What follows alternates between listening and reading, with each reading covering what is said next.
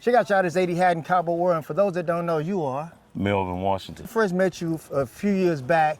You were riding one of my favorite horses, and I didn't know how long you was gonna have it because my understanding that you have been a horse trader for a good minute. Yes, yes. If he works, he stays. If he don't, he got to go. That's one of the things you told me too. I didn't believe it until afterwards, and then I saw. Yeah. I said, "Well, hey, where's my horse?" And yeah, I sold him about. It's probably been about 10 months ago. Okay. Yeah. All right. Well, that's a little bit of what Mr. Washington is known for as a horseman. But for those that don't know, man, you are amazing, just amazing hand when it comes down with a rope. Where you from? I'm originally from Egypt, Texas. Okay. That's where I'm from, Egypt, Texas. But now I currently stay in Ganado, Texas, and I got a place in El Campo, Texas. Okay. So it's all Wharton County. Yeah, it's all down south. Yes, sir. All Down right. south, like going to Victoria. I've been waiting to catch up with you, man, because some of the other podcasts we did, they talked about you and talked about your roping skills, but I know. Yes, sir. I know the real deal when it comes down to it. Yes, sir. What got you started, and who were some of your mentors? Well, man, I kind of one of my uncles. He used to have horses, and his son used to used to take his son to rope a lot. We was boys then, and he had a place down where we was born and raised at, so he always came down. And we always went down to his place and hung out with him. And he started taking him to some, jackpots, to some ropings. And we always used to go with him. So he just, one day asked if we wanted to rope, me and my brother. And we tried it. Yeah. And how old were you then? I probably was about maybe 14 or 15 years old. Okay. Pretty much always had rode a horse or whatever, but I kind of didn't. After that, my uncle, he passed away, and we kind of left it alone a little while. We had some Shetland ponies we would ride all the time, but we never did mess with it till after I got out of high school, and I was hanging out with a buddy of mine like Jerome Sanford. Okay. Me and him, we grew up together, and we used to break horses, and so we just kind of led us into starting to want to rope, and he had his uncle Bill Sanford was a hell of a ranch hand, and they go to some rodeos, a lot of black rodeos. Okay. That's how we kind of got started in, moving around with him and stuff like that, and start rodeoing a little bit. All right. So when did you take the roping pretty serious for us competing? Well, like I said, when I got out of high school, like I kind of didn't mess with it a little bit, but then as I got, in my middle 20s and around 91, when Fred Whitfield won his first world championship, I thought that was kind of amazing to see a black man, compete and to that high level like that. It really inspired, a lot of people, and so I thought, hey, that's something I might want to do. So we start trying it. I mean, it took. But you was down there. You had the Henderson Arena. Yeah. They had Joskies over there was still running. Just a lot of old arenas. The Dominell, all those. When I started, the Dominell Arena in Houston. So y'all used to come up that way. We used to go that way all the time. To compete. Just to go to rodeos. Compete, Okay. Parker Road. We used to go to all of them they had over there. Even like Mr. Levi said, through the week, they would have some ropers. We'd go sometime. So y'all would come up 59 to rope? We would come and rope sometime down there with them. Okay. Papa Jacks. I mean, I people might not think I'm as old as I am, but I've been back, in the early 90s, you know what I'm saying? Okay. So was match roping pretty popular for you? Is that one of the things you did? Back when I really learned the game, learned how to rope real good, and just really learned it real good. I had a pretty much a belly full of match ropings, and I okay. won a lot. And then, you know, hey, just like every boxer, You lost. you know, eventually you're gonna start losing. You know, you're gonna get beat one time, two times. So if you had to say one of your toughest calf ropings, what would be that one? That one roping that was some real tight times and some real tough calves and a real tough cowboy. Which one? Well, my toughest one was I match roped Boucher. Oh yeah. Yeah, and that was a real tough one for me. I kind of rode another horse. You know, I didn't ride my horse. We was at Dana's. We was at Dana's. Oh, okay. Yes, sir. Okay. Yes, sir. So that was a tough one. That was a big loss to me. I matched Dexter Grace. Wait a minute.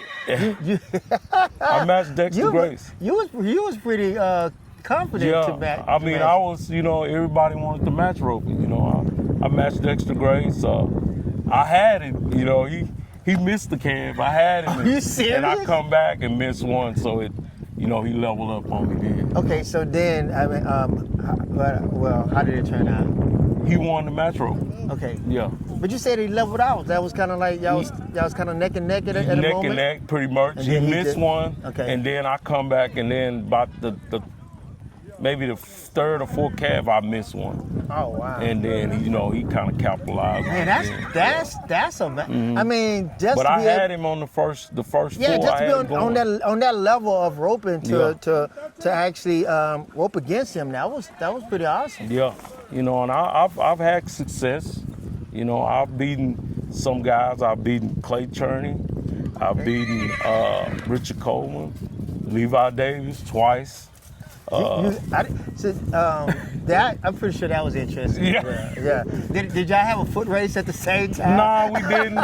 He kind of asked for that, you know what I'm saying? Because I had already won one on him, and then he kind of came back, and you know, he wanted to. But you know what's so crazy? It was all in good fun, though. Yes, it was, all in good fun man. and some good money at the same time. It was. I mean, and you know, like I say, the last one, he kind of like, you know how they'll talk to you. Yeah. And, make you feel like you less than, so it kind of, you know, revved me up, and you know, Dexter Grace, he really, just by my point of view, I ain't saying about nobody else, I felt like he had a little fear in me because he figured that I could, and but he had to make sure. He had to end up, you know, he had to end up winning. He had to put the nail in the coffin because he said, man, this young guy might come over and try to knock me out the box. Yeah, and like I said, I rode a horse that belongs to a buddy of mine. And the horse kind of got tighter and tighter on me, so. So when a person, I know they're gonna hear this say a horse get tight. What actually is that? For those that don't know. They kind of try to beat you before you can throw the rope. You know, anticipate the throw to take the punch. Because they've done it so much. Yeah. Okay. All right. Yeah, they'll take the punch. Because there's a lot of horses that pretty smart like that. You say, well, you know what? This is what he want me to do. He wants me to get out there and get close to this calf so he can rope it so I can relax. Yes, sir. And then, you know, me, I like a horse with a little set. That's just the way I rope. You know, I rope out in front of me, but I like a horse with a little set. But when you match roping, I'm going to tell you, it's a mental game. Okay. And that rope will get heavier.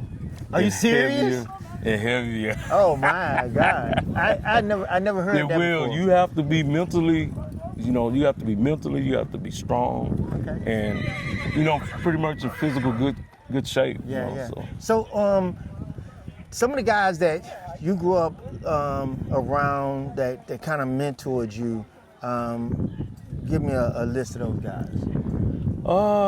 I can, I like to rope a lot of breakaway, and the guy that really inspired me a whole lot was like Louis Spicer. Louis Spicer. Tell me about Louis Spicer. Louis Spicer he's an older guy, and I don't know much about him for this rope and tie down, but he was an exceptional breakaway roper. I mean, he will get your money.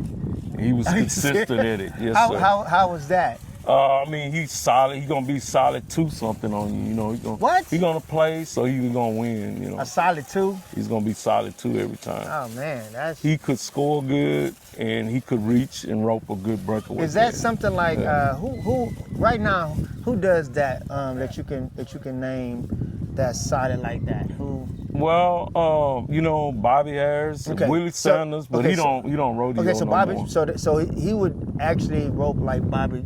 Willie and Bobby would rope about the same. About the same. Yeah, they were about the fastest I've ever Seen. seen. Wow. But you know, it's a lot of younger guys come around. You know, it's a few guys. There's Tristan Gordon, he can rope one pretty quick. Okay. You know, I can rope one pretty quick. And So did you when you was that was one of the things that you studied doing? Did you practice that? in that part of the country, we roped a lot of breakaway over there, down on that end. So Oh, you okay. have to be, if you wanted to rope a breakaway down there, you have to be quick. So I didn't know that. I didn't know that it was that was pretty much a thing to rope breakaway down On that area. end. I didn't know that. It was a lot of guys, man.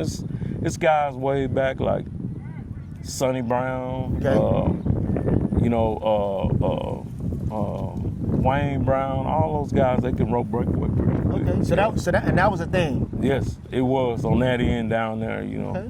So then the breakaway was you did the breakaway down that end, and then but when you came to Houston or you came up a little closer. I wrote both. You Okay. know, I wrote breakaway and tie down, but it took me a few years to really master the tie down to get to the top of my game. to be able to do macro.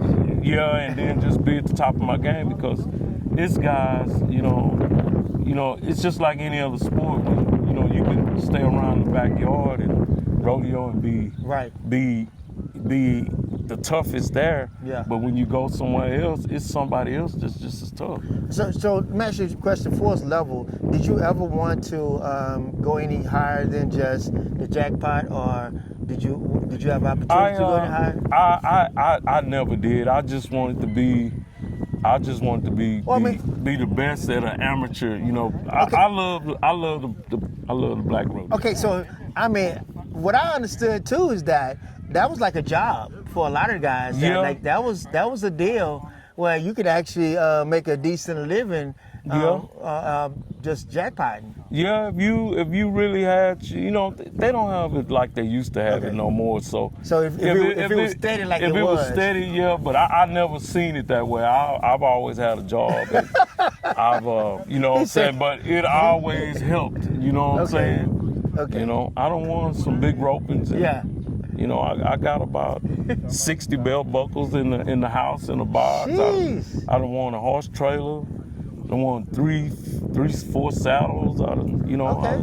pretty much, you know. Well, you definitely put your stamp on the game. Yeah, I mean, Down I south. don't rope and nothing. You know, I just love to do it. You know. So what about CPRA? Did you go CPRA? I tried it one time, 1 year. I tried it 1 year, but it was a little bit stronger than I had expected. Okay. Because they might have unbalanced calves. You know, they might have some that come out of a feedlot. One might be this big, and the other might be little, and you know, so I just said that I wanted to be the best at amateur and So, at the. If you had to say something right now to inspire another young person to, you know, to want to rope, like do you take out time to try to help the younger person to rope? I haven't, but What? I haven't, but I but mean, it's in your- I it's in your will. future, though. It's in I the future. will though if somebody Okay. asks me to. I will, but It's in the future. it could be. Okay. Yes, all right, it all could right. be. Well, y'all heard it, man. If y'all some young ones down there around Egypt, where y'all learn how to break away, I'll let this guy right here. All right, man. Check out y'all. This is 80 Hat in Cowboy World, man. We're out on the road, just enjoying coming out to these ropings and meeting guys like yourself. If you had to say something to your people back home and people that you grew up with, what would you say to them? I mean, if you want to rope, it takes dedication and it's a lot of time, and you just got to really want it. You know, you got to really want it. You know, I mean, as aspects as of, you know, you got to have a truck, you got to have a trailer. You know, you got to have a good horse. You know, and in these times and days now, if you don't have a good horse, it's gonna be hard to win. So If you don't have so there it is. If you don't have a good horse, it's gonna be hard to win. So we're gonna put that out there, and we're gonna see what kind of comments we get on that.